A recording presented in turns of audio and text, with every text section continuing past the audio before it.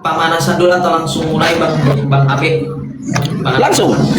Langsung aja. Langsung aja 5 menit, gunakan CBB-nya 5 menit. Gunakan CBB-nya 5 menit langsung. 5 menit gunakan CBB-nya. Saya tidak akan menyela. Oke.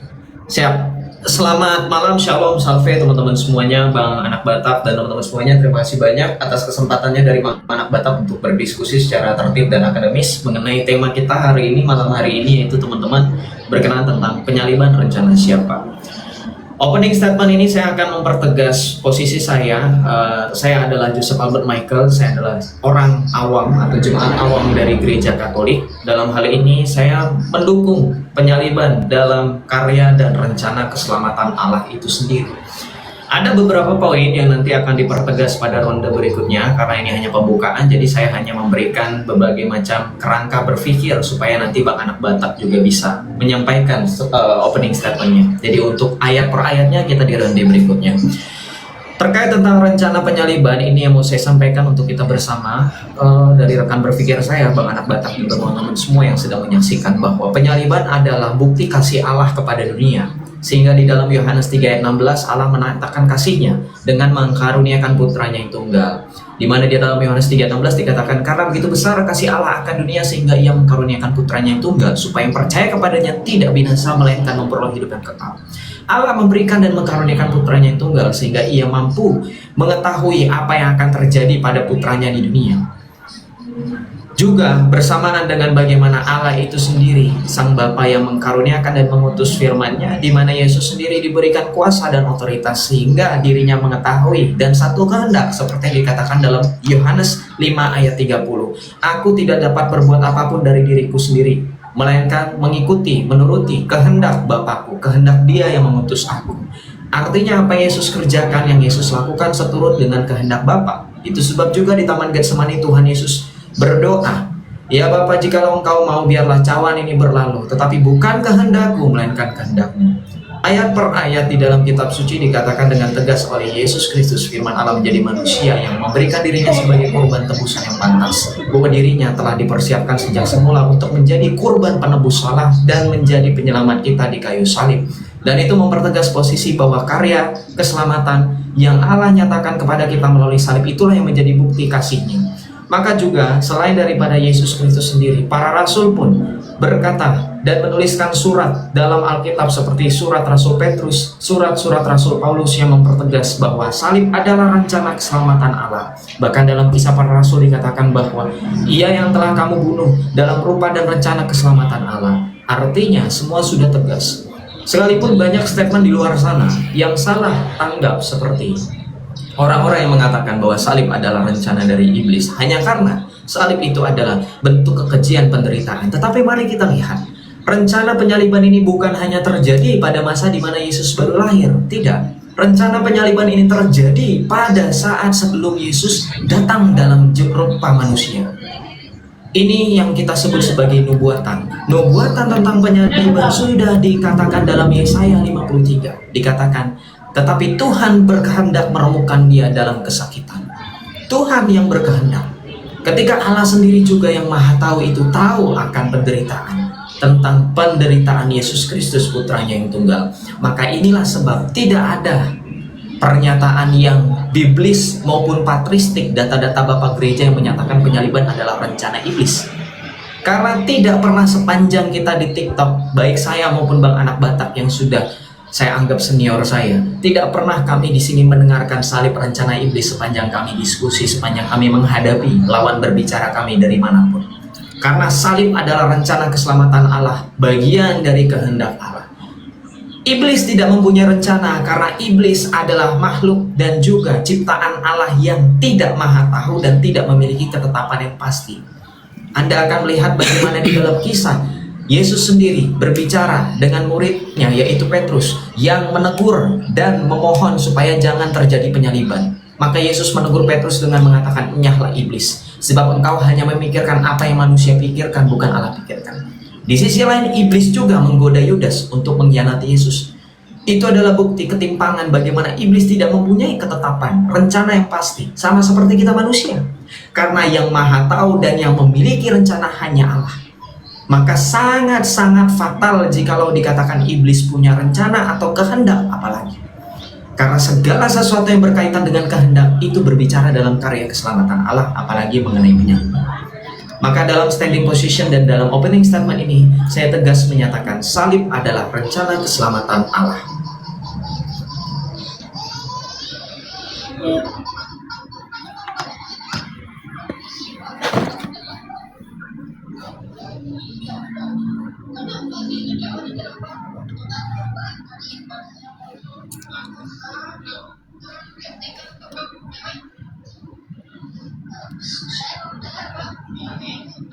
Oke. Horas, damai Kristus bersama kita.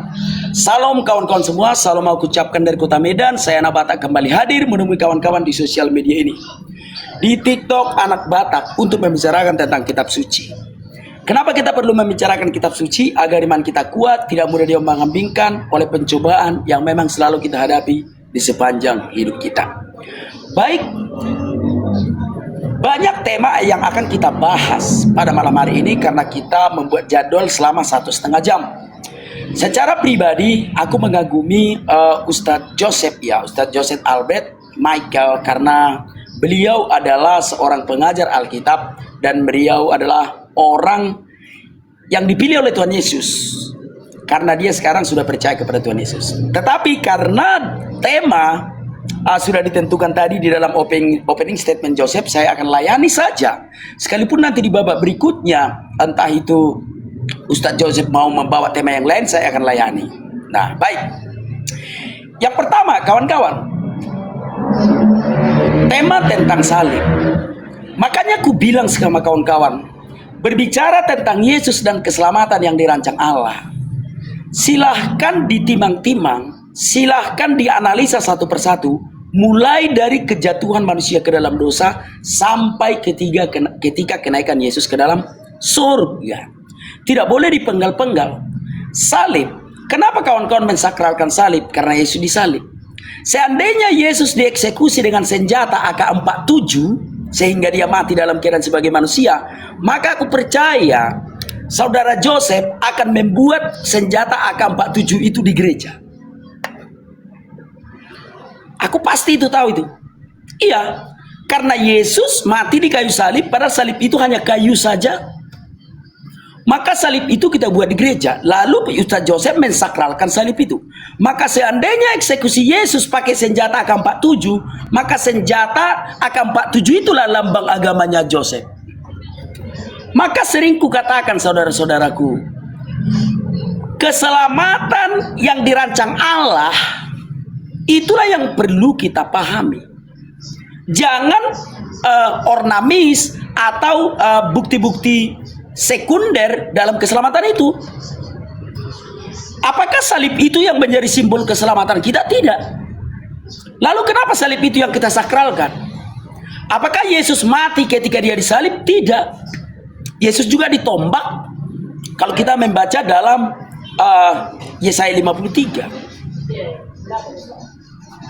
Semua aku membuka cara berpikir saudara Joseph. Cara berpikirnya, mindsetnya aku buka. Berarti bukan hanya salib dong yang kita buat di gereja, tombak juga. Makanya di gereja mula-mula seluruh perjalanan salib itu dibuat menjadi ikon di gereja. Jadi jangan sakralkan salib itu, kayu itu. Yang perlu kita sakralkan adalah Yesus itu. Paham ya? Jangan pilih-pilih. Kalau salib kau sakralkan karena Yesus mati di salib, bagaimana dengan tombak? Kenapa tombak itu tidak kau sakralkan? Paham ya kawan-kawan ya? Nah, jadi jangan dipenggal-penggal. Yang berikutnya, saya tidak pernah mengatakan keselamatan itu rancangan iblis. Enggak pernah itu. Tapi keinginan untuk membunuh Yesus adalah keinginan iblis. Tuhan tidak pernah berkeinginan untuk membunuh manusia. Enggak ada itu. Iblislah yang merancang kematian manusia sejak semula. Yohanes 8 ayat 44. Pokoknya saudara Yosef tahu lah itu, Yohanes 8 ayat 44, bahwa iblislah yang membunuh manusia sejak semula, bukan Tuhan. Kalau ada keluarga kalian yang mati, yang bunuh itu bukan Tuhan. Jangan kalian tuduh Tuhan. Setiap manusia siapa yang membunuhnya? Iblis. Yohanes 8 ayat 44. Nah, Lalu, apakah keinginan untuk membunuh Yesus itu adalah keinginan iblis? Ada. Kejadian 3 ayat 15. Kalau ini memang benar-benar harus aku tunjukkan kepada kawan-kawan. Ya, karena mungkin aku kalau koin jadi gelap ya, artinya ya aku bacakan saja lah. Kutunjukkan pun melalui kamera, tidak kelihatan. Aku akan mengadakan permusuhan antara engkau dan perempuan ini, antara keturunanmu dan keturunannya akan meremukkan kepalamu dan engkau akan meremukkan tumitnya. Jadi iblis memang harus meremukkan kaki tumit Yesus. Oke, mungkin segitu dulu ya. Silakan, saya persilakan dan Norman. Mungkin segitu dulu.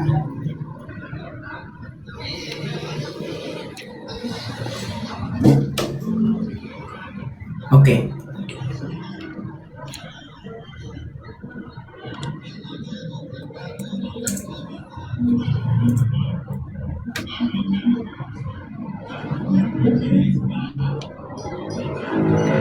Ayo lanjut.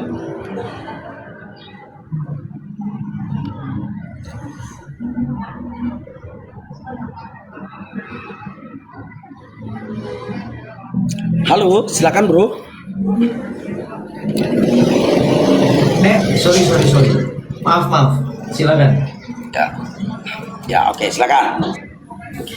Baik, bagaimana kita mendengarkan tadi dari Bang Anak Batak mengenai ajarannya dan mengenai jawabannya terkait tentang penyaliban, saya merasa kurang puas dan saya merasa agak sedikit kecewa juga ketika seorang anak Batak yang adalah seorang Kristen memperumpamakan bagaimana penyaliban itu diganti dengan eksekusi hukuman mati seperti contoh dengan dibunuh dengan senjata tadi. Nah, ini adalah salah satu argumen yang sering saya dapatkan dan saya dengar dari orang-orang Islam, dari lawan bicara kita dari Saracen dan Kadrun, yang menganggap bahwa karena kami menghormati salib, kalau misalkan Yesus dihukumnya dengan kursi listrik, berarti simbolnya kayak gitu, itu termasuk penghinaan. Kenapa? Karena di dalam Galatia 6 ayat 14 pun Rasul Paulus bermegah di dalam salib. Kita baca di sini bahwa Rasul Paulus bermegah di dalam salib. Justru di dalam Alkitab sangat diperbolehkan bermegah di dalam salib. Ya, sebentar. Di sini dikatakan, tetapi aku sekali-kali tidak mau bermegah selain dalam salib Tuhan kita Yesus Kristus. Sebab olehnya dunia telah disalibkan bagiku dan aku bagi dunia.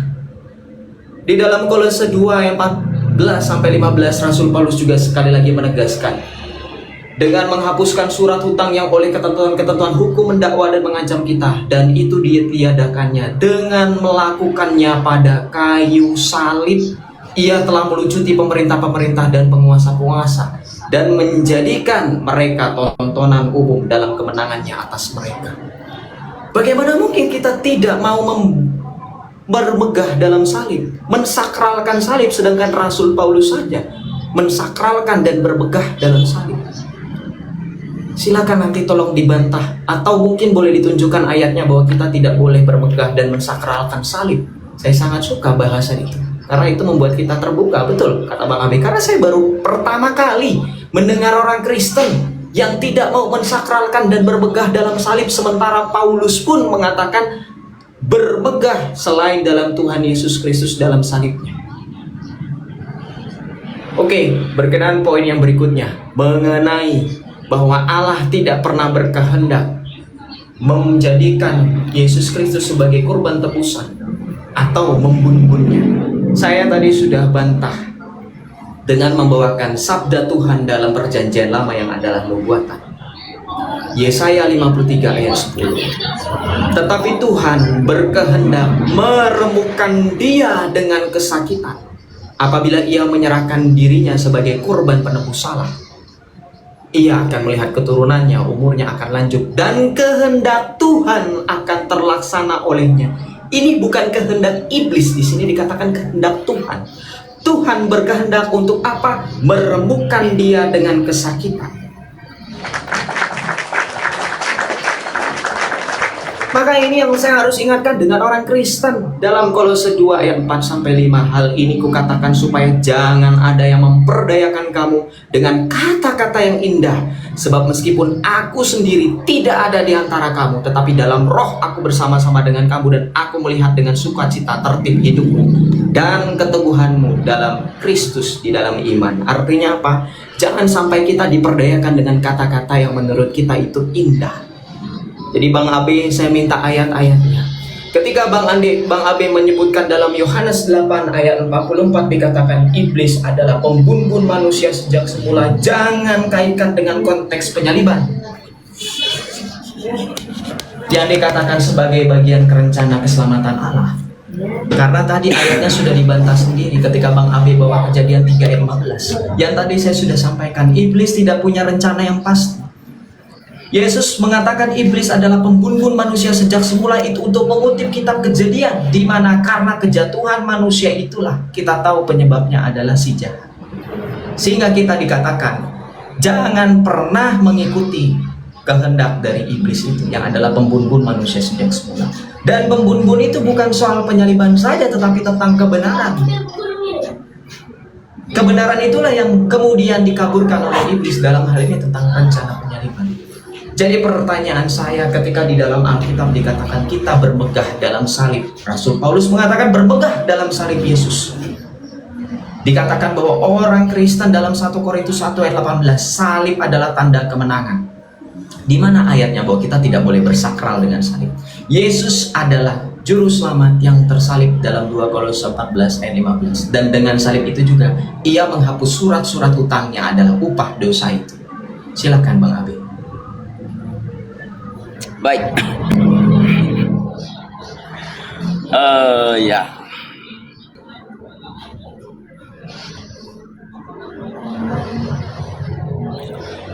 Ayo silakan dibuat matchnya, yuk. Ya, belum muncul. Cepat kita.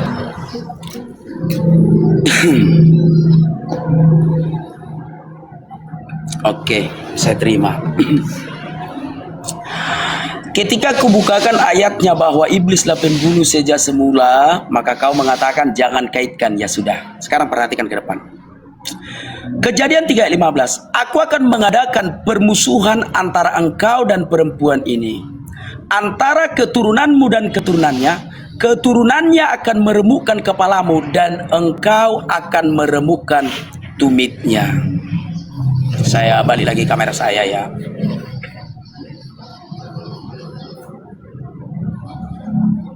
Sebentar.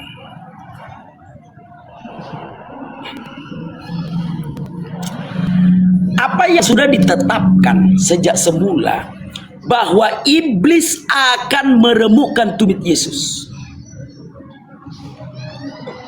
dan Yesus akan meremukkan kepala iblis.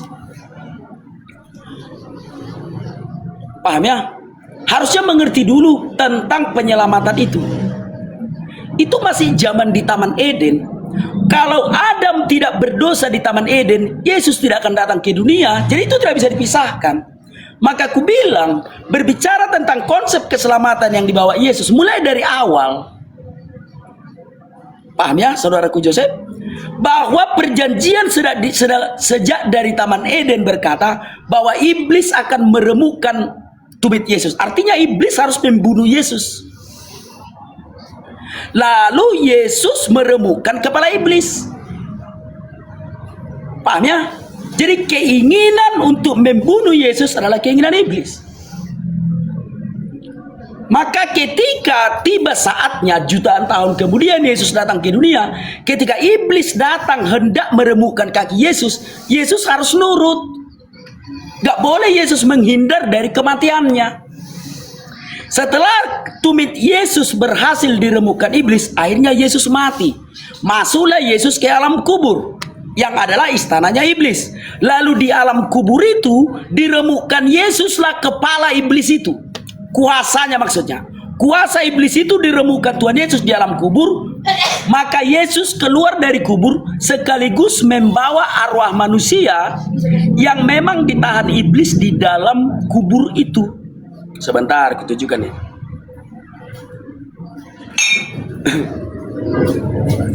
Coba lihat kembali ke kamera ya. Nah, ini dia. Dan kuburan-kuburan terbuka, dan banyak orang kudus yang telah meninggal bangkit, dan sesudah kebangkitan Yesus, mereka pun keluar dari kubur, lalu masuk ke kota kudus, dan menampakkan diri kepada banyak orang. Itulah yang terjadi saat kebangkitan Yesus.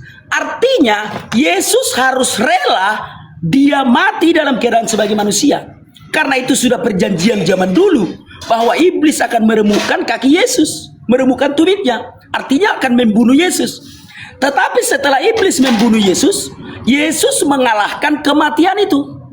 Lalu Yesus meremukkan kepala iblis itu di alam kubur, dan mengalahkan iblis di alam kubur itu, membawa orang-orang yang ada di kuburan itu ke surga. Kenapa kita rupanya alergi kalau Yesus itu mati? Jangan selesai di kematiannya saja, lihat kebangkitannya. Paham ya? Bapa tidak pernah berniat untuk membunuh Yesus. Keinginan untuk membunuh Yesus adalah keinginan iblis. Rancangan Allah itu adalah rancangan keselamatan. Masa Bapa mau membunuh anaknya? Ada-ada aja. Baik, sekarang kita ke Yesaya 53. Allah meremukkan Yesus, artinya Allah mengizinkan iblis itu mencobai Yesus. Allah mengizinkan iblis itu meremukkan tumit Yesus. Contoh seperti aku. Contoh seperti aku. Pemerintah meremukkan aku. Dengan cara apa pemerintah meremukkan aku? Pemerintah mengizinkan musuh-musuhku memasukkan aku ke penjara. Paham ya? Pemerintah meremukkan aku. Pemerintah mengizinkan musuh-musuhku membawa aku ke penjara. Demikian juga dengan Allah. Allah meremukkan Yesus. Dengan cara apa Allah meremukkan Yesus? Allah membiarkan iblis meremukkan tumit Yesus, seperti yang sudah tertulis dalam kitab Kejadian itu. Kayak mana cara berpikir? Gitu ya? Oke, silakan lanjut.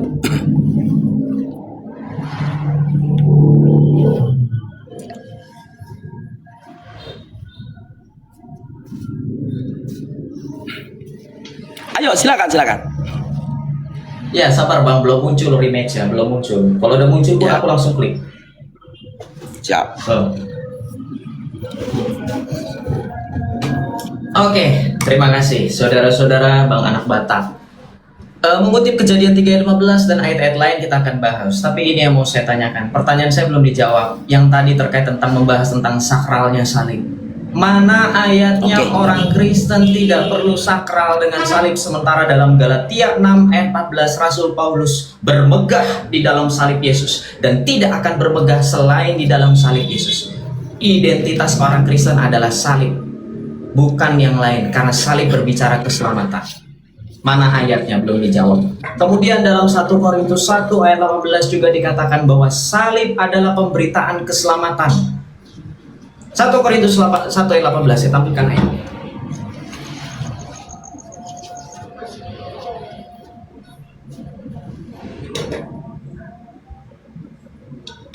Silakan dilihat di layar Bang Anak Batak. Di sini dikatakan bahwa salib adalah pemberitaan.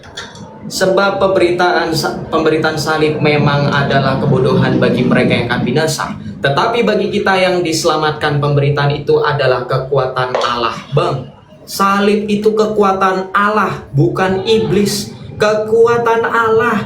Pemberitaan bagi kita itu adalah kekuatan Allah, salib. Tapi bagi orang-orang yang bodoh dikatakan mereka akan binasa.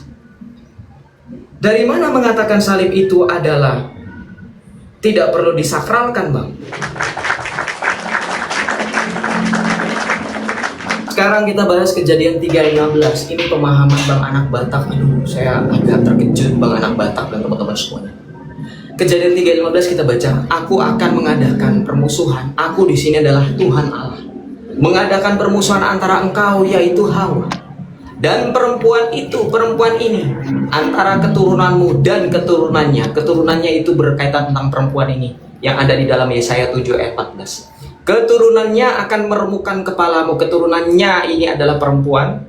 Meremukkan kepalamu adalah tentang berbicara mengenai iblis, si ular. Dan engkau akan meremukkan tumitnya. Bang, yang engkau di sini yang meremukkan tumit, ini Tuhan Yesus. Yang akan meremukkan kepala di sini adalah Tuhan Yesus. Dan engkau akan meremukkan tumitnya. Ini tidak berbicara penyaliban, Bang.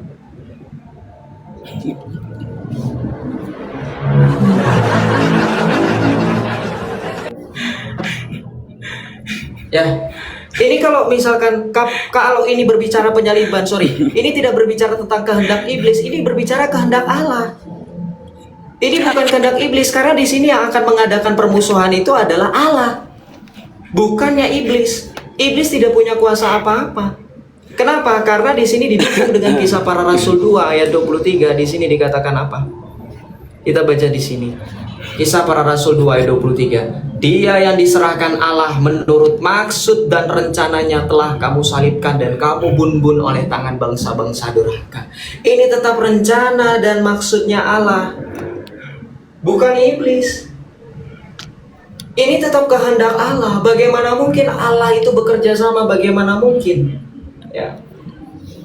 Oh, saya kena pembatasan, nggak bisa kena gift ini, nggak apa-apa lah ya. Kita berbicara bukan masalah gift. Kalau ada yang iri nggak apa-apa lah. Oke, kita lanjut. Saya kena report, teman-teman bantu tertip layar ya. Jadi nggak bisa di gift, tapi nggak apa-apa. Kebenaran tidak digantung pada jumlah gift. Oke, kita lanjut. Berkaitan tentang tadi Bang Anak Batak bilang katanya, kalau misalkan saya tanya, Bang Anak Batak silakan jawab. Di dalam Filipi 2 ya, di Filipi 2 ayat yang ke-6 dikatakan, di ayat 8 dikatakan, dan dalam keadaannya sebagai manusia ia telah merendahkan dirinya dan taat sampai mati. Bang, kalau memang salib itu rencana dan kehendak iblis, siapakah yang ditaati oleh Yesus sampai mati? Silakan dijawab. Apakah kita mau mendengar pernyataan Yesus itu taat dengan iblis? Bersilat lidah. Ini kehendak Bapa. Tidak mungkin Yesus itu taat dengan iblis. Tidak akan, dan tidak akan pernah Allah bekerja sama dengan iblis. Jangan berdiri di tengah-tengah. Jangan sampai Anda mengatakan orang Kristen bahwa salib itu rencana iblis tetapi diubah. Tidak. Allah bukan bekerja sama dengan iblis. Allah bekerja dalam rencana keselamatannya untuk membuktikan iblis tidak memiliki kuasa dan iblis tidak memiliki pengetahuan akan karya keselamatannya yang pasti. Oke.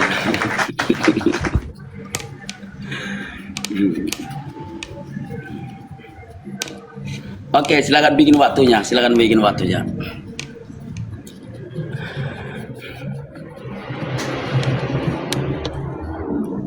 Bentar ya. Ya, nggak apa-apa. Ayo, silakan Mas. Oke, baik.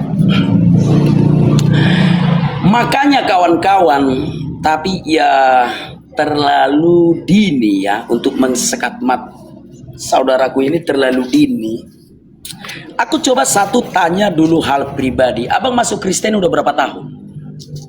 Terlalu dini untuk skamat ya. Ayo, masuk Kristen udah berapa lama? Apa korelasinya dengan jawab kita? Apa korelasinya? Aku mau pengen tahu aja, Joseph masuk Kristen udah berapa lama? Terhitung dari 2022, 4 tahunan berarti. Oke, 4 tahun. Oke, mungkin sudah bisa kuskamat ya kawan-kawan ya. Makanya ku bilang kawan-kawan,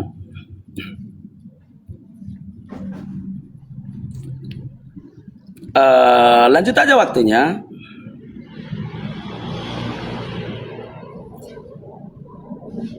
Harusnya yang baru bertobat itu belajar dulu saudaraku ya. Harusnya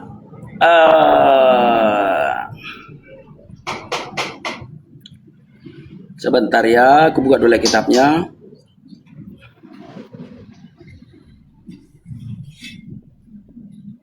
Oh, jangan permalukan AB. Oke, siap. Oke, aku layani debat aja lah. Ya, nggak jadi skamat. Aku jawab aja. Iya betul ya. Sorry kawan-kawan, aku tidak akan skamat. Oke, baik. Yang pertama, bermegah dan mensakralkan salib. Paulus bermegah di dalam salib, bukan di tiang itu, tetapi kematian Tuhan Yesus itu di kayu salib dan kebangkitannya dari kuburan. Ya, itu yang dimermegahkan oleh Paulus, bukan salib itu dibawa-bawa kemana-mana, bukan. Paham ya? Bermegah di dalam salib artinya dia bermegah, ya bermegah karena kematian Yesus di kayu salib itu. Bukan jadi salib itu dibawa-bawa kemana-mana. Yang berikutnya, aku jelaskan dulu sama kau apa namanya, awal mula ada salib di gereja lah. Awal mula ada salib di gereja. Makanya aku bilang harusnya kau banyak belajar dulu ya. Awal mula adanya salib di gereja itu di zaman Kaisar Konstantin Agung ya, abad keempat ya.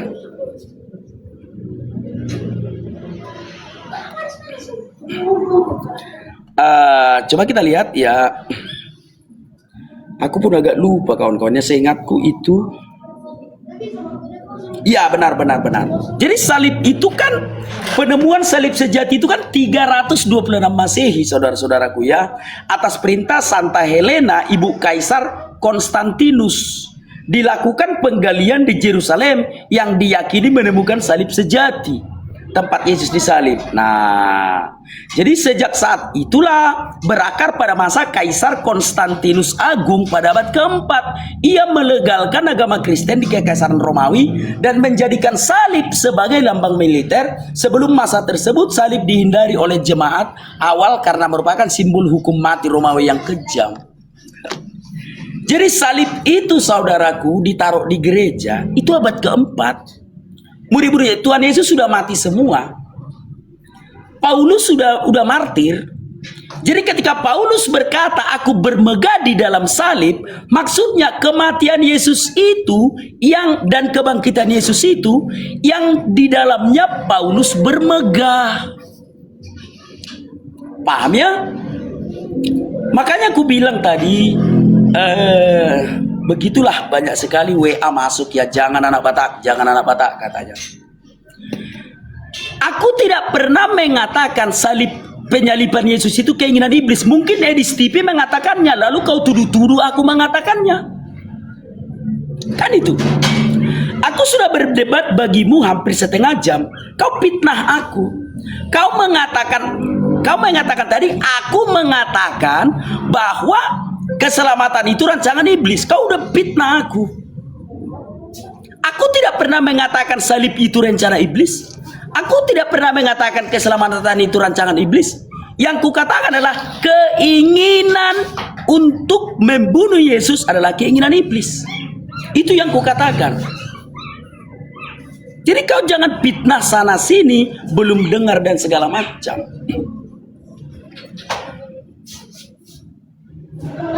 Paham ya? Nah, oke. Kita lanjut dulu. Puas-puaskan dulu.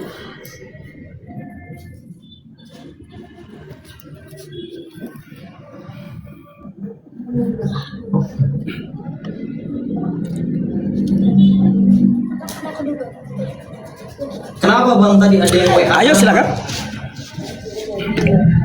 Enggak apa-apa. Lanjut saja. Enggak, gini.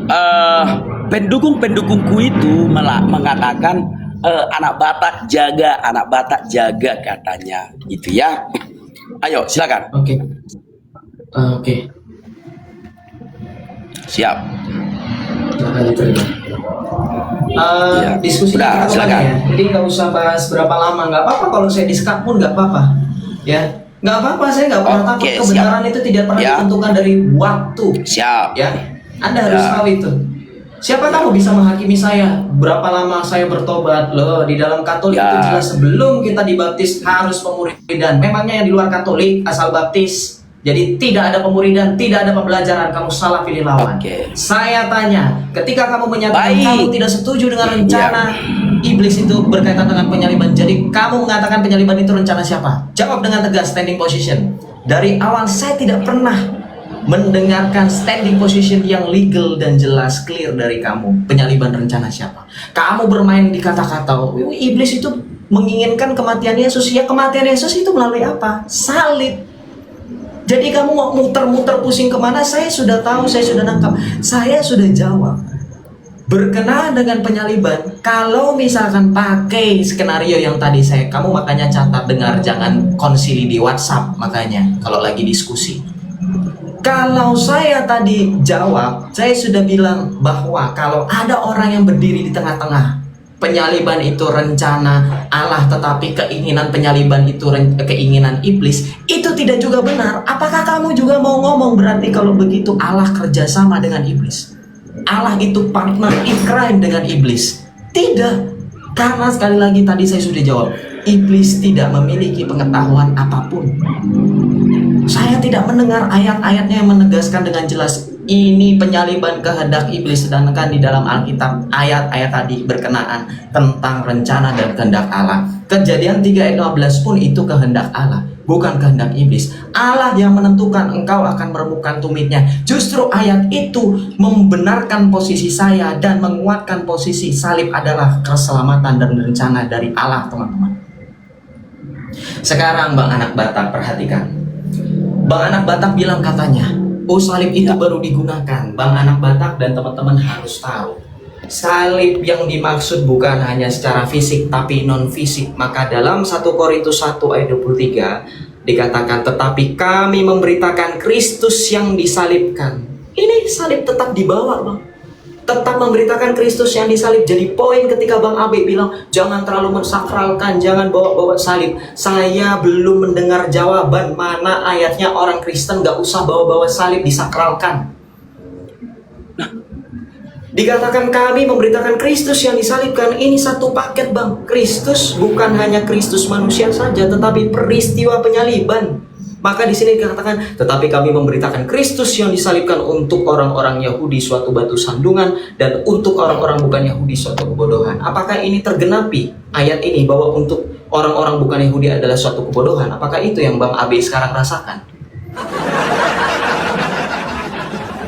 Ya, sementara dalam kitab suci juga tadi saya sudah katakan, Yesus sendiri mengatakan dalam Matius 16 ayat 24, lalu Yesus berkata kepada murid katanya, gak usah pikul-pikul salib, gak usah bawa-bawa salib, kita lagi berbicara salib, mau itu salib secara fisik maupun salib secara simbolis tetap harus dibawa. Silahkan baca. Lalu Yesus berkata kepada murid-muridnya, setiap orang yang mau mengikut aku, ia harus menyangkal dirinya dan memikul salibnya kemudian mengikut aku. Ada alasan kenapa orang Kristen bangga dengan penyaliban, karena penyaliban itulah bukti kemenangan Kristus di atas maut, itulah bukti kasih Allah dan kemenangan itu. 1 Korintus tadi. Sebab pemberitaan tentang salib memang adalah kebodohan bagi mereka yang akan binasa, tetapi bagi kita yang diselamatkan pemberitaan itu adalah kekuatan Allah. Salib itu kekuatan Allah, Bang. Mana ayatnya kita tidak boleh mensakralkan salib, Bang? Silakan.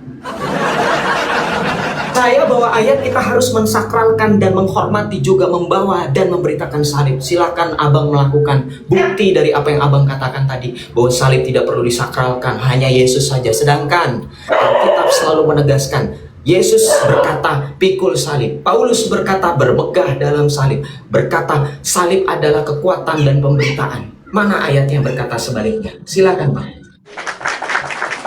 Jadi Bang Anak Batak, saya tidak menyindir siapapun, kita fokus diskusi. Jangan merasa lah, kenapa saya bawa-bawa orang lain? Saya hanya fokus dengan Anak Batak. Jangan hiraukan yang di WhatsApp, Bang. Hati-hati, yang di WhatsApp itu bisa bikin abang pelengah. Buktinya diskusi tadi 5 menit saya nggak dengar jawaban, malah curhat.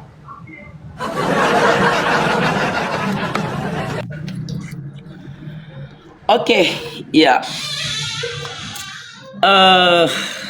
Bagaimana ya? Oke, silakan bikin timernya. Silakan timernya.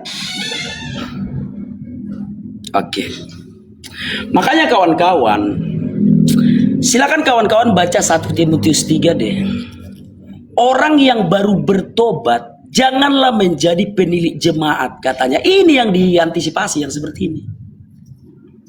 Maka dia mengajarkan kepada kawan-kawan Allah yang psikopat.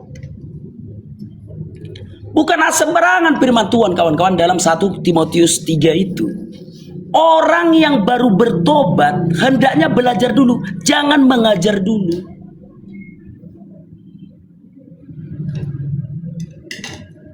Kau mengajarkan Allah yang psikopat bahwa keinginan untuk membunuh Yesus, kau bilang keinginan Bapa.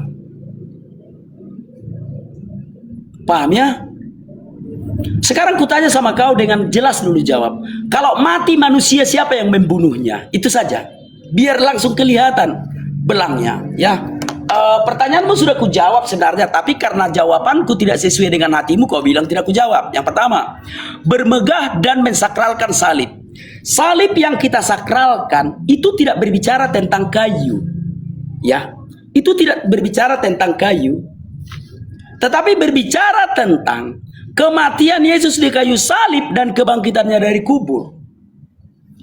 Jadi jangan kau mengartikan itu secara tekstual.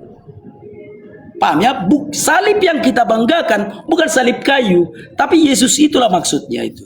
Baik, itu yang pertama. Yang kedua, kehendak Allah untuk kematian Yesus. Ya, aku tidak pernah setuju kalau Allah berkehendak mematikan Yesus. Karena Allah yang aku sembah bukan psikopat. Allah itu mengasihi, bagaimana mungkin anaknya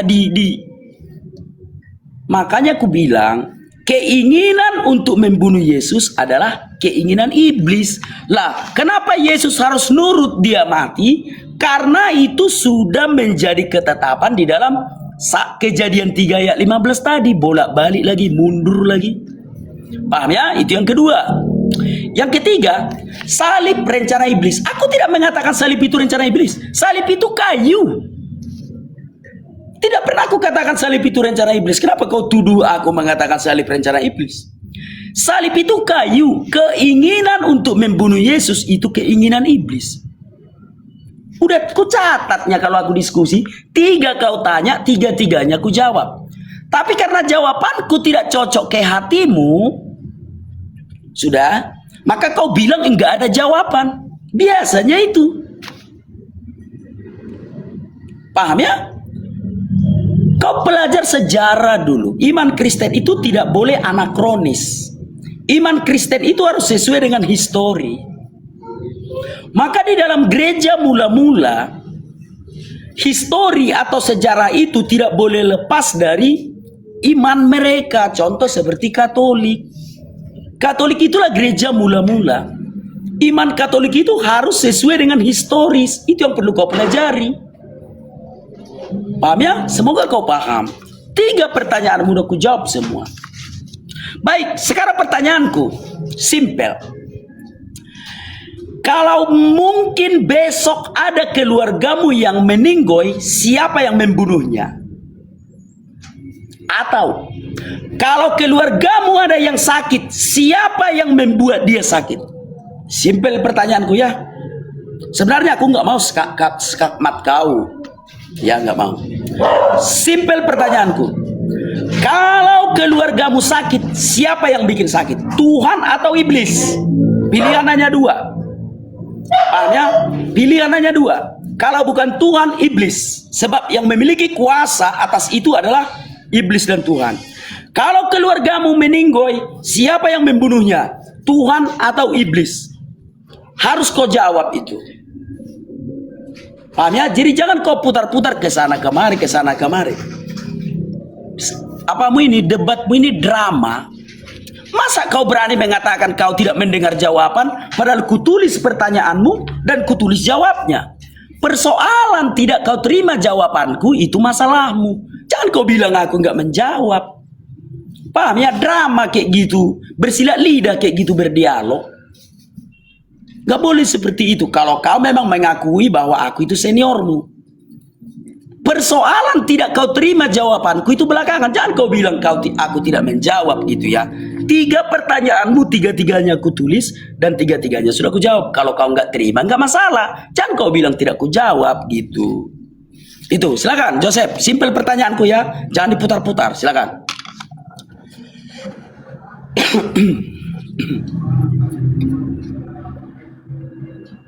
Terima kasih teman-teman semua berkatnya. Terima kasih. Oke, Iya. ini belum muncul ya rematch-nya. Oke. Silakan diterima. Saya tidak berputar-putar Bang Abi, karena ketika saya debat, saya fokus dengan debat. Saya tidak fokus dengan WhatsApp, saya tidak fokus dengan orang lain. Tadi Bang Abi sudah buktikan sendiri siapa yang putar-putar, siapa yang bingung. Ya, jadi biarkan penonton yang menilai. Saya fokus dengan ayat-ayat Alkitab dan saya tidak menemukan ayat Alkitab. Saya minta ayat Alkitab, bukan asumsi. Ayat Alkitab di mana kita tidak perlu membawa-bawa salib, baik secara fisik maupun simbolis. Kan tadi saya tekankan gitu. Kalau Bang Abi bilang, ini bukan salib kayu, oke secara simbolis deh. Nggak usah bawa salib, di mana ayatnya? Nggak ada juga. Karena teman-teman tadi lihat kan, baik secara fisik maupun simbolis, kita disuruh memberitakan salib. Artinya di situ tetap ada kata salib. Mau salibnya fisik, mau salibnya simbolis, apa yang mau kamu bawa, apa yang mau kamu lari? Saya ikuti kamu kok, nggak jadi masalah.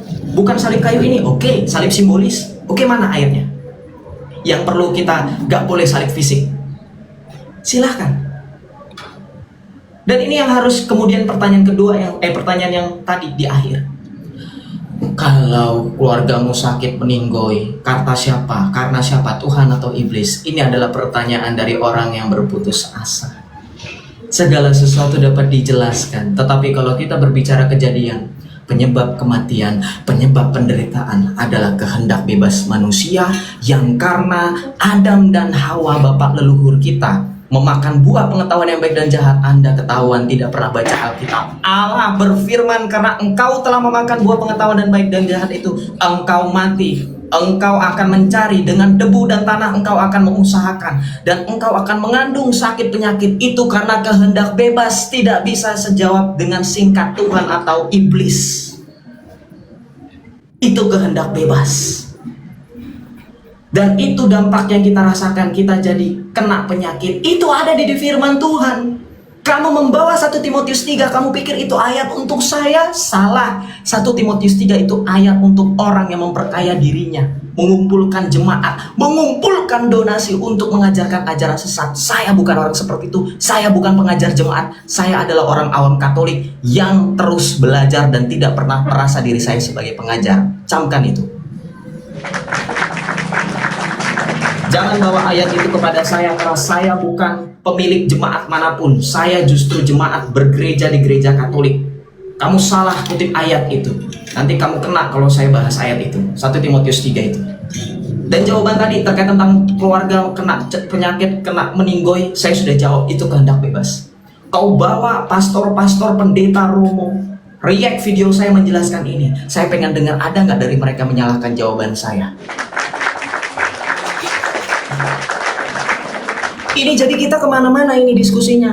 Salib rencana siapa? Kau jawab tidak? Dengar nggak teman-teman dia jawab salib rencana siapa? Salib rencana siapa? Oke, tapi saya tadi dengar katanya Allah itu tidak mungkin psikopat. Wah, Komika, Pak Inhok, teman-teman semuanya, Ana, kita yang Katolik dan Protestan yang Ortodoks yang belajar sejarah gereja, kita tahu yang menyatakan Allah itu jahat adalah ajaran sesat Marcionisme. Kamu kebongkar kedok kamu itu tercampur, terinfiltrasi, oplosan dengan ajaran Marcionisme yang menganggap Allah itu jahat.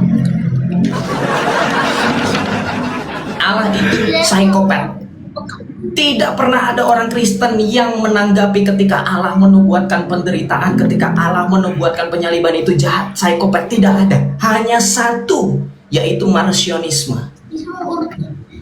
Maka ketika ada orang yang mengatakan salib adalah rencana iblis karena itu adalah kejahatan, itu semi Marcionisme.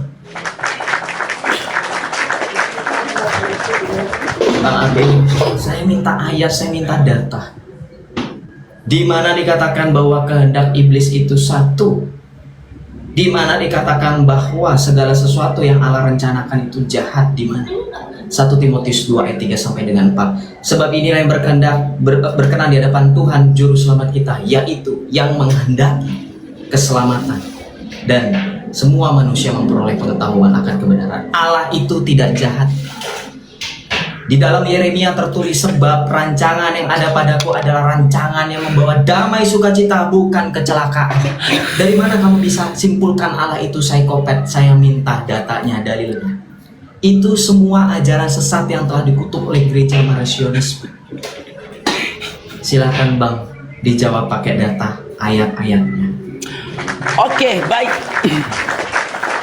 Ya.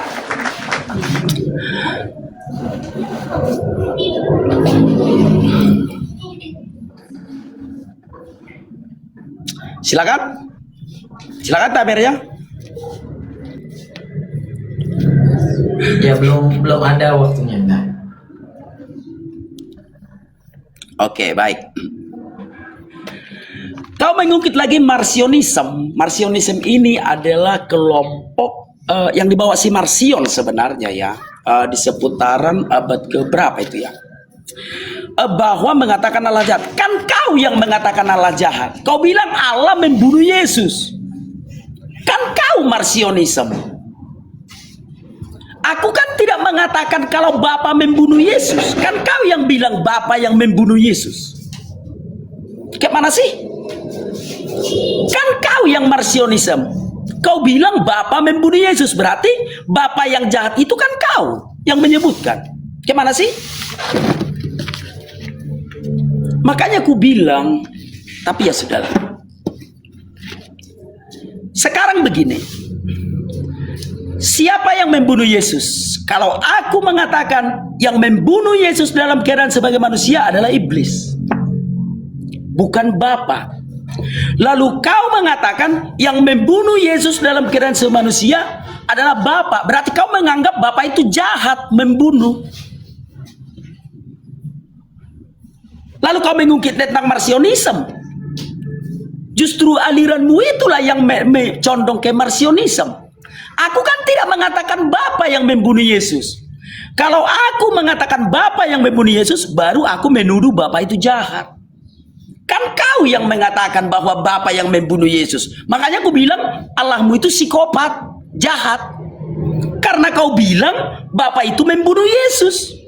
Mana ada Tuhan membunuh manusia? Enggak ada itu. Gimana logika berpikirmu sih?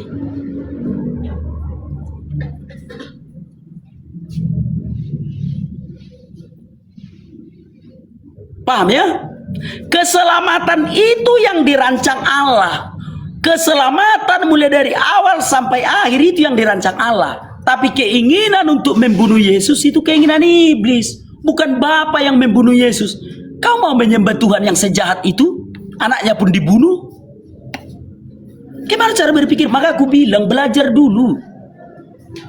Ya paling tidak entah 5 atau 10 tahun lagi. Mau kau menyembah Tuhan yang membunuh manusia? Mau kau menyembah Tuhan yang mengajak? Paham ya? Nah, sama seperti pertanyaanku tadi. Begitu simpel pertanyaanku. Kalau mati keluargamu, siapa yang membunuh? Mutar-mutar kau kayak obat nyamuk. Keinginan sendiri, free will manusia. Padahal pilihan cuma 2 loh. Karena yang memiliki kuasa membunuh itu cuma 2. Paham ya? Iblis dan Tuhan. Di mana tertulis di dalam Taurat dan di dalam Injil Yohanes bahwa Tuhan mematikan dan Tuhan menghidupkan, dan di dalam Yohanes iblis membunuh manusia sejak semula. Jadi 2-nya pilihan. Siapa yang membunuh? Siapa yang membuat manusia sakit? Tuhan atau iblis? Itu pun kau nggak bisa jawab. Cuma satu pertanyaanku tentang penyakit dan kematian. Supaya aku buka dulu kerangka berpikirmu, supaya kau jangan beranggapan Bapa membunuh Yesus. Kau mau mengatakan Bapa itu jahat, berarti sesembahanmu itu jahat, anaknya pun dibunuh. Apalagi kau.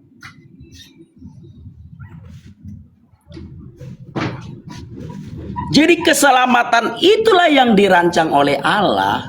Keinginan untuk membunuh Yesus adalah keinginan iblis.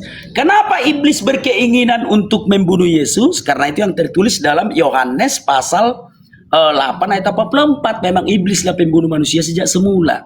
Nah, kenapa Yesus tidak menghindar dari iblis? Karena sudah ditetapkan sejak di Taman Eden bahwa iblis akan meremukkan tumit Yesus. Artinya iblis harus membunuh Yesus dalam keadaan sebagai manusia.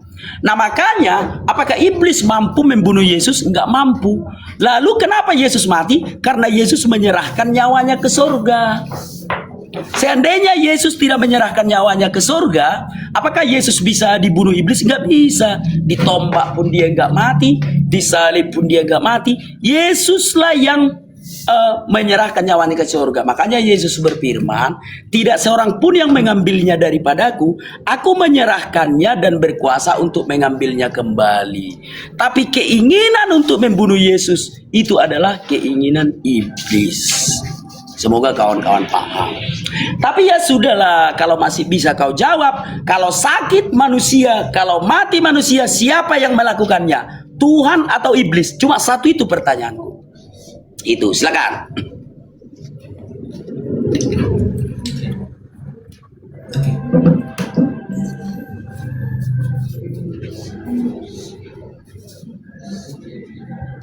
Oke, silakan diterima. Oke, siap.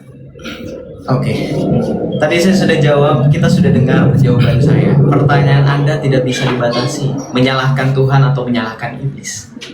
Karena ini nyambung dengan pertanyaan berikutnya. Saya tidak menyatakan Allah saya jahat. Dengar tidak? Yang menyatakan Allah psikopat dia. Tiba-tiba saya di playing victim. Ini melakukan yang namanya logical fallacy red herring. Menuduh saya menyatakan Allah saya jahat. Enggak. Itu kamu yang mengasumsi ketika Allah mengorbankan nyawa putra tunggalnya. Ketika Yesus mengorbankan nyawa. Nah, nanti saya akan bawa ayatnya. Saya tanya, ketika misalkan dengan penyerahan, dengan kurban itu artinya Allah jahat, apakah ketika Allah menyuruh Abraham mengorbankan anak sematawayangnya Ishak, apakah itu salah, teman-teman? Itu tidak salah. Kejahatan itu hanya di posisi orang-orang yang tidak mengenal kasih karunia keselamatan. Kenapa? Ada ayatnya. Yohanes 10 ayat 30, Yohanes 15 ayat 13. Perhatikan kata Tuhan Yesus. Ini ampun ajaranmu anak Batak. Tidak ada kasih yang lebih besar daripada kasih seseorang yang memberikan nyawanya untuk sahabat-sahabatnya. Ini berbicara tentang penyaliban. Ini berbicara kasih. Siapakah yang memiliki kasih? 1 Yohanes, Allah adalah kasih. Jadi ketika di sini berbicara kasih, ini adalah kehendak Allah.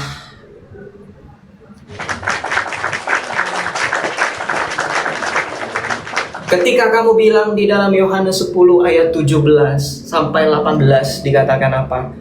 Yesus menyerahkan nyawanya sendiri. Itu dia jawabannya. Kenapa saya tadi tepuk tangan, teman-teman? Itu jawabannya. Yohanes 10 ayat 17 sampai 18. Bapa mengasihi aku oleh karena aku memberikan nyawaku untuk menerima kembali. Tidak seorang pun mengambilnya daripadaku, melainkan aku memberikannya menurut kehendakku sendiri. Tapi tadi Abi sempat bilang Yesus menyerahkan nyawanya ke sorga. Ke Bapa, Bang, bukan ke sorga. Aku berkuasa memberikannya dan berkuasa mengambilnya kembali. Inilah tugas yang kuterima dari Bapakku. Jadi ketika Yesus memberikan nyawanya di salib, ini tugas dari Bapa atau tugas dari iblis? Bang anak Batak. Ini sudah jawabannya, terima kasih. 2 ayat membantu justru menjelaskan dan menegaskan penyaliban itu adalah kehendak Bapa. Loh inilah tugas yang kuterima dari Bapakku, yaitu memberikan nyawaku. Udah. Loh sekarang, kalau kamu pikir kalau ada yang membun-bun dikatakan, loh orang Kristen itu kalau kamu nanya ke saya, kalau misalkan keluarga saya atau bahkan diri saya mati nanti, saya nggak akan menyalahkan Tuhan. Karena apa? Kekristenan berbicara. Yohanes 12:25. Barang siapa menyintai nyawanya, ia akan kehilangan nyawanya. Tetapi barang siapa tidak mencintai nyawanya di dunia ini, ia akan memeliharanya untuk hidup yang kekal. Apakah kamu bisa simpulkan Allah jahat? Karena Allah mengajarkan kita jangan menyayangi nyawa. Apakah seperti itu pemikiranmu, wahai anak Batak? Kamu membaca firman Tuhan, kamu putar balikan, kamu tafsir seenak jidat. Sedangkan di dalam Alkitab dikatakan korban adalah kasih. Kasih itu kurban. Ketika Yesus memberikan dirinya kurban, itu kasih. Sekarang pertanyaan saya kalau begitu, saya sudah jawab berulang kali. Pertanyaan saya mau bertanya dengan Bang anak Batak. Kalau memang salib dikatakan pembunbunan dan Allah itu jahat, silakan jawab pertanyaan saya. Apakah Allah bekerja sama dengan iblis? Atau pertanyaannya seperti ini, apakah benar kata Zuma, kata Donditan, kata Rifa, kata Nandar menurut Islam bahwa iblis berjasa karena penyaliban? Karena kalau tidak ada iblis berarti tidak ada penyaliban. Karena menurut Bang Abe, kehendak penyalibkan itu baru ada untuk iblis. Maka dari itu logikanya, kalau tidak ada iblis maka tidak terjadi penyaliban. Silakan dijawab. Pakai data, pakai dalil. Karena sudah berulang ayat-ayat ditampilkan, penyaliban itu adalah kasih, pengaliban itu kehendak Allah. Malah saya di framing berulang-ulang. Saya tegaskan, saya tidak pernah menganggap Allah jahat. Makanya tadi di awal saya bilang apa? Itu bukan kejahatan. Salib itu adalah kasih, bukan kejahatan. Anda salah membaca kitab suci.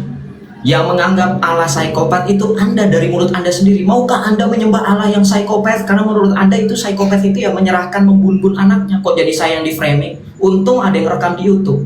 Ya, kamu itu Marsion. Silahkan dijawab. Aduh, pendebat. Tapi udahlah, kesombonganmu tidak akan berlangsung lama, saudaraku. Tapi aku tidak mau membuatmu tergeletak, tidak. Jujur ku bilang. Baik, silakan bikin waktunya. Aku jawab satu persatu ya. Baik. Yesus menyerahkan nyawanya ke surga. Aku katakan tadi, lalu kau pelihara Bapa. Bapa itu di surga, saudaraku. Bapa kita itu di surga. Jadi berbicara tentang surga itu berbicara tentang tahta Bapa, saudaraku ya. Jadi nggak usah hal-hal yang seperti itu terlalu kau persoalkan. Itu.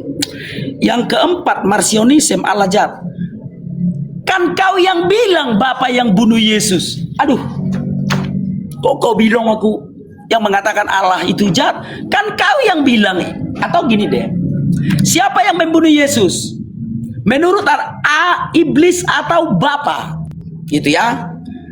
Siapa yang membunuh Yesus dalam keadaan sebagai manusia? Iblis atau Tuhan? Itu loh. Makanya aku tanya tadi kau satu pertanyaan yang tidak bisa kau jawab. Kalau mati keluargamu, siapa yang mematikan? Tuhan atau iblis? Kau tidak bisa jawab. Kenapa? Karena kau tidak bisa membedakan mana Tuhan, mana iblis. Belum bisa kau bedakan mana Tuhan, mana iblis. Cara belajarmu udah bagus. Cara belajarmu udah bagus. Tapi untuk membedakan mana Tuhan, mana iblis, kau belum bisa. Kan mulai dari kita mulai perdebatan. Satunya pertanyaanku. Kalau mati atau sakit keluargamu, siapa yang melakukan itu? Iblis atau Tuhan? Karena kalau kau menjawab itu, maka kau akan bisa membedakan mana Tuhan, mana iblis. Justru kau yang mendeklarasikan Tuhan itu jahat, tapi Tuhanmu yang jahat ya. Ya, bapakku enggak bunuh Yesus, enggak. Bapakku itu bukan psikopat. Paham ya? Kalau kau menganggap, atau tegaskan dulu nanti, aku mohon kau tegaskan dulu. Siapa yang membunuh Yesus? Bapak atau iblis? Biar direkam orang. Kalau kau mengatakan Bapa yang membunuh Yesus dalam keadaan sebagai manusia, berarti kaulah yang mendeklarasikan Bapa itu penjahat. Yang membunuh anaknya adalah penjahat. Paham ya? Nah, lalu kau pergi kepada Abraham. Justru pengorbanan Ishak itu kan dibatalkan Tuhan. Itu kan hanya mencobai saja. Maka ketika Abraham mengulurkan pisau, Tuhan melarang, jangan kau bunuh anak itu.